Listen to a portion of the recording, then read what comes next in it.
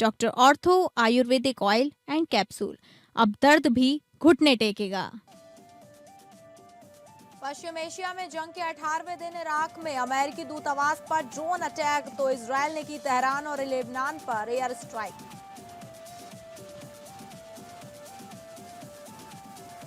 पांच राज्यों की चुनावी जंग से पहले राज्यसभा चुनाव में एनडीए का दमदार प्रदर्शन।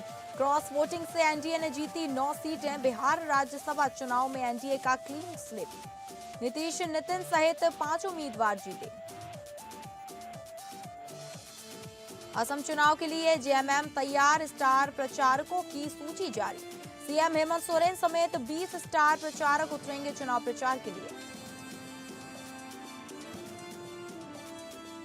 बांके बिहारी मंदिर के मैनेजमेंट की याचिका पर आज सुप्रीम कोर्ट में सुनवाई। कमेटी के कुछ फैसलों को दी गई है चुनौती।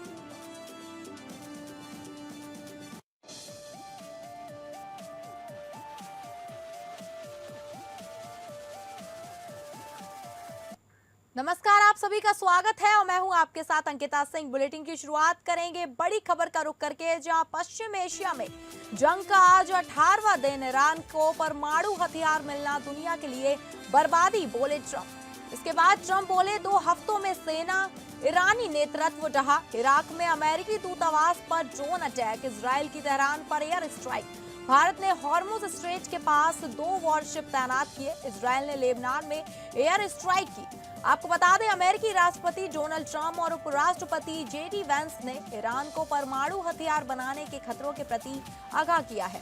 अमेरिका के उपराष्ट्रपति जेडी वेंस ने राष्ट्रपति के रुख का समर्थन करते हुए कहा कि ईरान को परमाणु हथियार हासिल नहीं करने चाहिए। उन्होंने जोर देकर कहा कि देश द्वारा की गई सैन्य कार्यवाही राष्ट्रपति के नेतृत्व में हुई है। वेंस ने डेमोक्रेट और रिपब्लिकन दोनों से आग्रह किया है कि वे अपने सैनिकों की सफलता और सुरक्षा के लिए प्रार्थना करें। इराक की राजधानी बगदाद में स्थित अमेरिकी दूतावास पर ड्रोन और रॉकेट से हमला किया गया है। हमले में करीब 6 घंटे पहले ही दूतावास ने इराक में रह रहे अमेरिकी नागरिकों के लिए सुरक्षा चेतावनी जारी की थी। इसी बीच इजरायल ने दावा किया है कि उसने ईरान की राजधानी तेहरान में बड़े पैमाने पर एयर स्ट्राइक की है। मीडिया रिपोर्टों के मुताबिक तेहरान के उत्तरी इलाके में कई जोरदार धमाकों की आवाज सुनी गई है। उधर इस तनाव के बीच भारत के लिए राहत की खबर है। भारत के 2 जहाज आज गुजरात के कांडला पोर्ट और मुंद्रा पोर्ट पहुंचने वाले हैं। नंदा देवी जहाज करीब 46,000 मीट्रिक टन एलपीजी लेकर कांडला पहुंचेगा, जबकि जग लाडकी की जहाज करीब 81,000 टन कच्चा तेल लेकर मुंद्रा पोर्ट पहुंचेगा।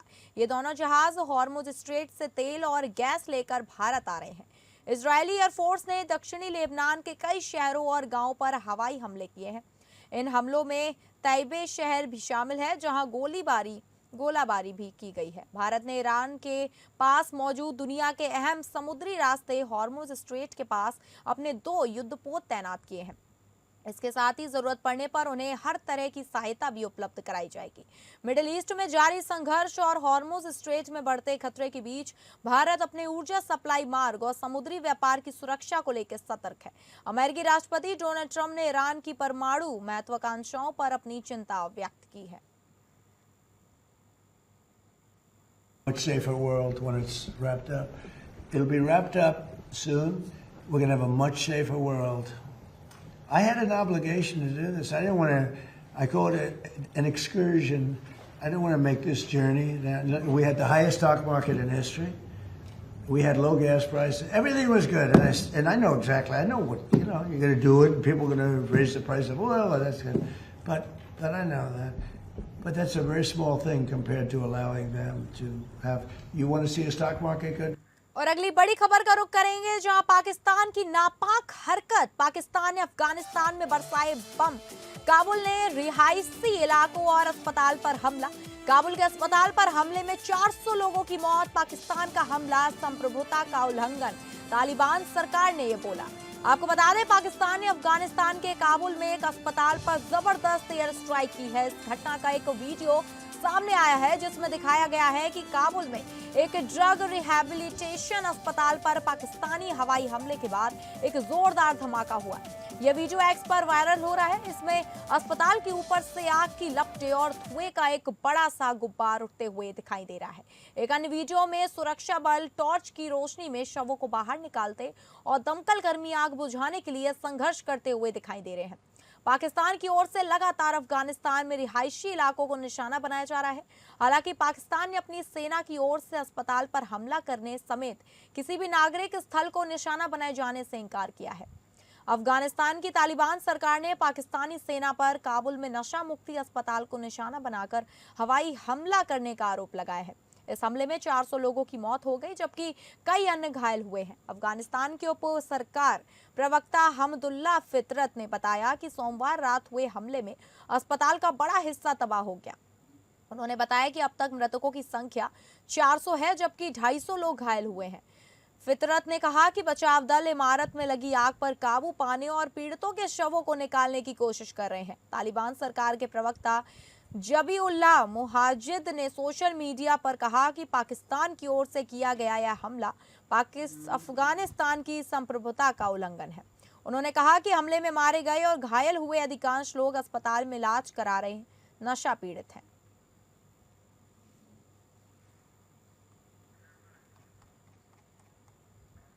और अगली बड़ी खबर का रुख करेंगे 5 राज्यों के चुनाव को लेकर, जहां 5 राज्यों की जंग से पहले एनडीए का दमदार प्रदर्शन। राज्यसभा चुनाव परिणाम 2026 क्रॉस वोटिंग से एनडीए ने जीती 9 सीटें। कांग्रेस और बीजेपी के खाते में आई एक सीट। बिहार राज्यसभा चुनाव में एनडीए का क्लीन स्वीप, नीतीश नितिन सहित 5 उम्मीदवार जीते। आपको बता दें, राज्यसभा चुनाव 2026 में क्रॉस वोटिंग ने सियासी समीकरण बदल दिए और एनडीए ने 9 सीटों पर कब्जा जमाया है, जबकि कांग्रेस और बीजेपी को एक सीट मिली है। राज्यसभा चुनाव 2026 में क्रॉस वोटिंग ने खेल बदल दिया है। एनडीए ने 11 में 9 सीटों पर जीत दर्ज की, जबकि कांग्रेस और बीजेपी को मात्र एक सीट मिली। बिहार, हरियाणा और उड़ीसा में हुई वोटिंग ने राजनीतिक समीकरण को हिला दिया और महागठबंधन और बीजेपी के लिए बड़ा झटका साबित हुई। बिहार, हरियाणा और उड़ीसा में राज्यसभा की 11 सीटों के लिए हुए चुनाव में क्रॉस वोटिंग के चलते राष्ट्रीय जनतांत्रिक गठबंधन ने 9 सीटों पर जीत दर्ज की। बिहार में हाई प्रोफाइल ड्रामे के बाद राज्यसभा की 5 सीटों एनडीए ने क्लीन स्वीप किया है। उड़ीसा में भाजपा ने 3 सीटें जीती तो एक बीजेपी के खाते में गई। हरियाणा में 1 सीट पर भाजपा और 1 पर कांग्रेस प्रत्याशी विजय रहे। बिहार में कांग्रेस के 3 और राजद के 1 विधायक के मतदान से दूरी बनाने के बाद एनडीए के 4 उम्मीदवार सीएम नीतीश कुमार, भाजपा अध्यक्ष नितिन नवीन, आरएलएम मुखिया उपेंद्र कुशवाहा और केंद्रीय मंत्री रामनाथ ठाकुर प्रथम वरीयता के मत के आधार पर जीत गए। 5वें प्रत्याशी शिवेश राम ने द्वितीय वरीयता के मत में बढ़त के आधार पर जीत हासिल कर ली। वहीं क्रॉस वोटिंग तो कहीं लापता विधायकों ने पलटी मारी।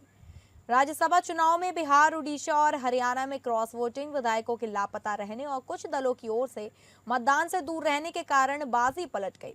भाजपा के नेतृत्व वाले एनडीए गठबंधन जहां फायदे में है, तो वहीं विपक्षी गठबंधन हाथ मलते रह गया। बिहार में राज्यसभा की 5 सीटें थी, लेकिन 6 प्रत्याशी के मैदान में आने के बाद चुनाव कराना पड़ा। यहां 4 सीटों पर एनडीए गठबंधन की जीत पहले तय थी, लेकिन भाजपा ने राजनीतिक गोटियां फिट करते हुए कांग्रेस और राजद के महागठबंधन से 5वीं सीट भी झटक ली है। ओडिशा में कांग्रेस के 3 विधायकों ने क्रॉस वोटिंग की। रमेश जैना, दशरथो गोमागो और सोफिया फिरदौस ने भाजपा समर्थित उम्मीदवार के पक्ष में वोट डाला।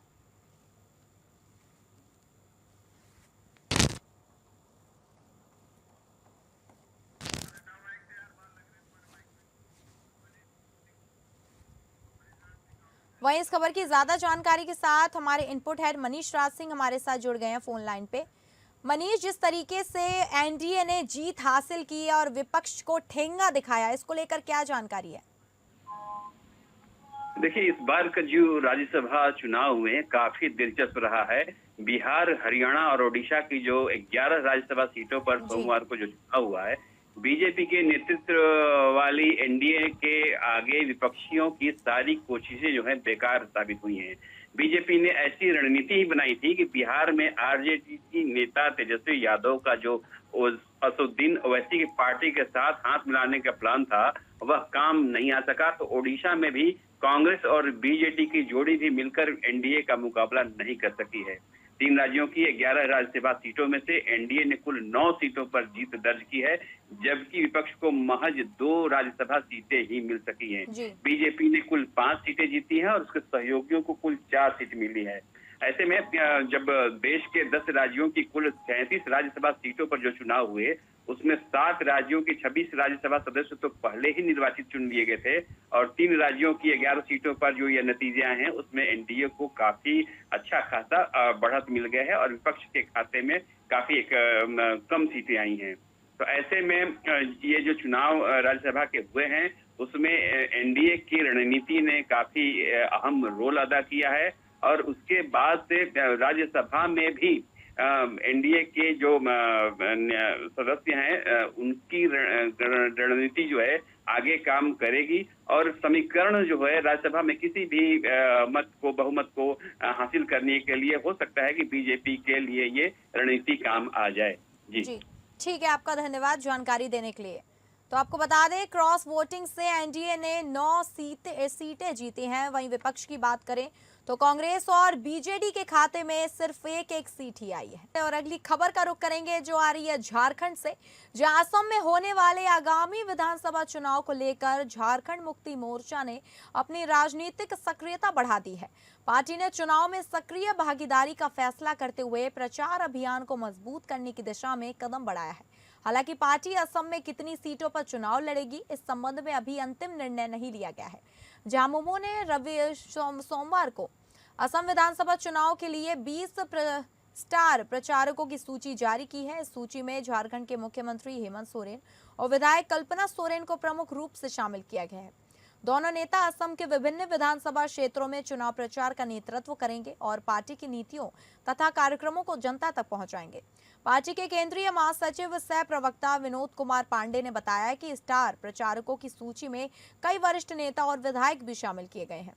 इनमें डॉक्टर सरफराज अहमद, जोबा मांझी, अभिषेक प्रसाद, पंकज मिश्रा, दीपक बिरूवा, चमरा लिंडा, योगेंद्र प्रसाद, विजय हांसडा, डॉक्टर महुआ मांझी, हफीजुल हसन, सुखराम उराम, भूषण तिर्की, जिगा सुषणन, होरो विकास मुंडा, एमटी राजा, आलोक सोरेन और डॉक्टर लुइस मरांडी जैसे नेता शामिल हैं। उन्होंने बताया कि ये सभी स्टार प्रचारक केंद्रीय नेतृत्व के साथ मिलकर असम के अलग अलग विधानसभा क्षेत्रों में चुनाव प्रचार करेंगे।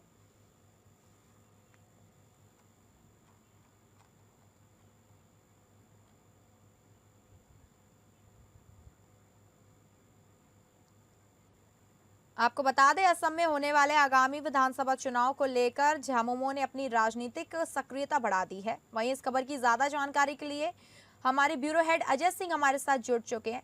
अजय, जिस तरीके से झामुमो ने राजनीतिक सक्रियता बढ़ा दी है और प्रचार में क्या क्या तैयारियां कर ली हैं? देखिए अंकिता, मैं बताऊं कि ये जो आगामी जो 5 राज्यों में जो चुनाव होने हैं, विधानसभा के जो चुनाव होने हैं, तो बंगाल में 2 चरण में चुनाव होंगे, 23 अप्रैल और 25 अप्रैल। और तमिलनाडु, केरला, आसाम और पुडुचेरी में सिंगल चरण में चुनाव होंगे, जो 9 अप्रैल को जो चुनाव होगा।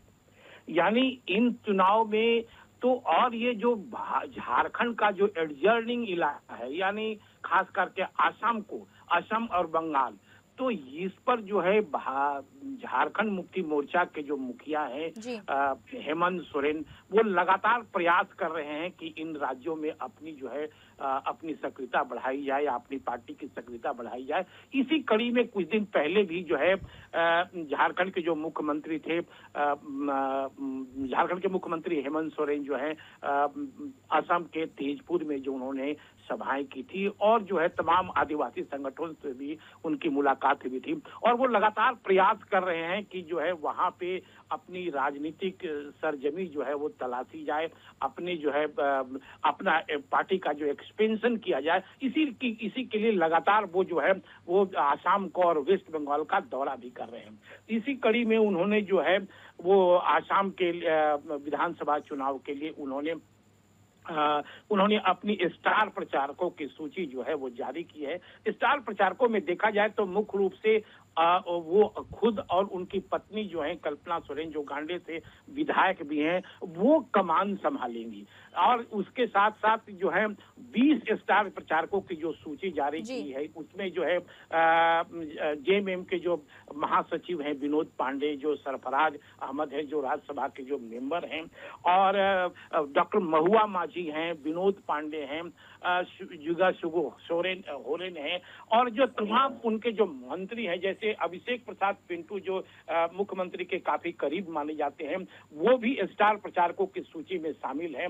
यानी देखा जाए लबो लुबाव, ये देखा जाए तो मुख्यमंत्री का लगातार ये प्रयास रह रहा है कि किसी भी तरीके से जो है असम में अपने पार्टी का जो है परचम लहराया जाए, और इसमें लगभग लगता है कि ये ऐसा उसमें सफल हो भी पाएंगे, क्योंकि लगातार उनका जो प्रयास है। हाँ, ये कितनी सीटें से चुनाव लड़ेंगे, वहां पर कितनी सीटों पर वो अपना लड़ेंगे, अभी तक उन्होंने कोई खुलासा नहीं किया है, या पार्टी की ओर से कोई खुलासा नहीं किया है। लेकिन जो पार्टी के जो महासचिव हैं विनोद पांडे, उन्होंने अपने एक चिट्ठी जारी की थी और ये भी कहा था वो कि जो चुनाव आयोग को एक दिया गया था कि हम, चूंकि जो चुनाव आयोग जब यहाँ के जब जेएमएम के कार्यकर्ता या जेएम के नेता या स्टार प्रचारक वहां जाएंगे तो गाड़ियों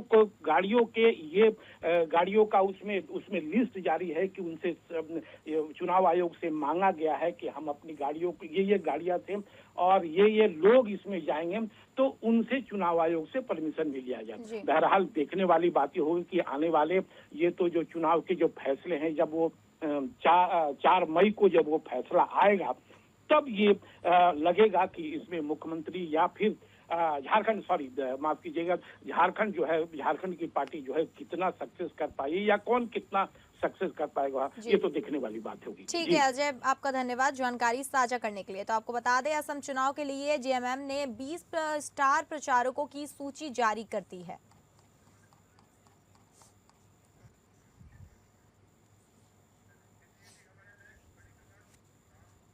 और अगली बड़ी खबर का रुख करेंगे जो है रांची से। जीटेट परीक्षा में देरी, रांची में जोरदार प्रदर्शन, सैकड़ों अभ्यर्थियों ने किया पैदल मार्च, पुराने विधानसभा से नए विधानसभा तक मार्च, पुलिस के साथ हुई झड़प, हेमंत सरकार का खुला विरोध। 9 वर्षों से लंबित है जेटेट की परीक्षा। आपको बता दें, झारखंड में 9 वर्षों से जेटेट परीक्षा नहीं होने के कारण सैकड़ों अभ्यर्थियों ने कल शाम राजधानी रांची में पुराने विधानसभा से नए विधानसभा तक पैदल मार्च विरोध प्रदर्शन किया।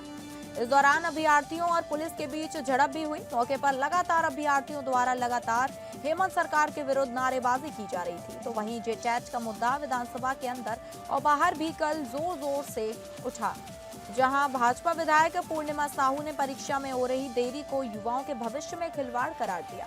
तो वहीं विपक्ष द्वारा इस मुद्दे पर लगातार आवाज उठाए जाने के बाद राज्य के स्कूली शिक्षा एवं साक्षरता विभाग ने 31 मार्च 2026 तक नई नियमावली को अंतिम रूप देकर परीक्षा आयोजित करने का निर्णय लिया है।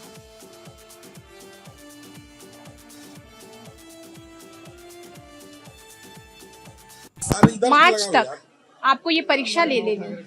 जब मैंने ये प्रश्न डाला था, मैंने आपको मेरे विस्तार से जानकारी दी कि मेरे प्रश्न डालने पर सरकार का जो जवाब आया था, उन्होंने कहा कि अभी तक नियमावली का जो है पूरा बना नहीं। तो मुझे ये समझ नहीं आता, न्यायालय का आदेश आ गया है कि आपको 31 मार्च तक परीक्षा लेनी है और अभी तक आपने नियमावली फाइनलाइज भी नहीं किया है। तो आप इतने दिनों कर, कितना दिन बचा हमको 31 मार्च में? क्या इतने दिनों में सारा नियमावली भी बन जाएगा, सारी चीज हो जाएंगी? ये तो खुद न्यायालय की अवमानना कर रहे हैं। न्यायालय की बात की वैल्यू ही नहीं है इनके सामने, और ये यहाँ पे सदन के अंदर बड़ी बड़ी बातें करते हैं।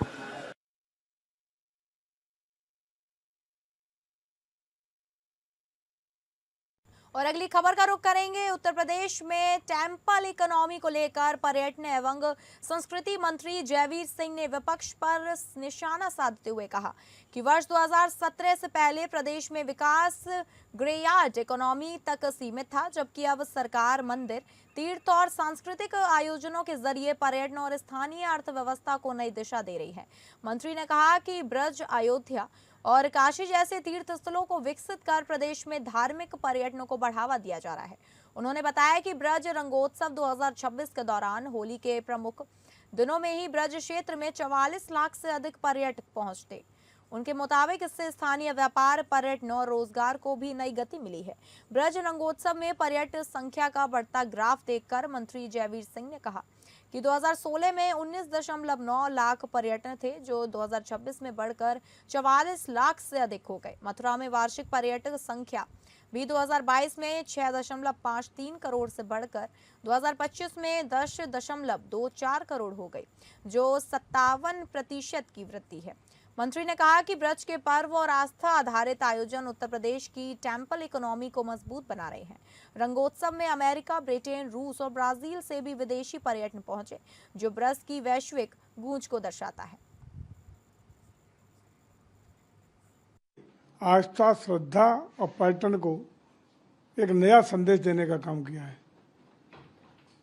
जहां पहले मैं समझता हूं कि पूर्ववर्ती सरकारों में ग्रेव यार्ड इकोनॉमी के नाम पर जो चलता था प्रदेश, आज हमारी सरकार में टेम्पल इकोनॉमी, हमारी संस्कृति, हमारी धरोहरें, हमारे जीवन संस्कृति के आधार पर उत्तर प्रदेश की इकोनॉमी और खासकर पर्यटन के क्षेत्र में एक नई दशा और दिशा मिलने का काम हुआ है। तो फिलहाल इस बुलेटिन में इतना ही। नमस्कार।